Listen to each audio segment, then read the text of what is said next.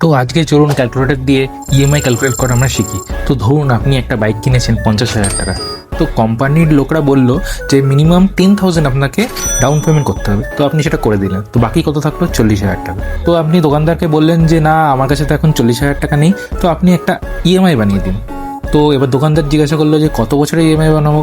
তো আপনি বললেন 2 বছরের। তো দোকানদার রাজি হয়ে গেল, আর 2 বছরের জন্য 40,000 টাকার ইএমআই 10% সুদ হারে সে বানিয়ে দিল।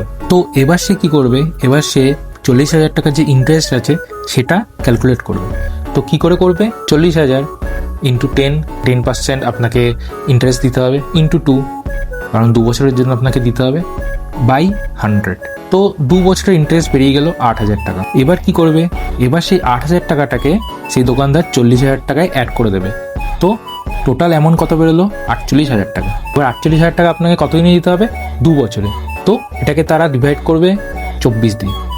তো আপনার মান্থলি ইএমআই কত বেরোলো? 2,000 রুপিস।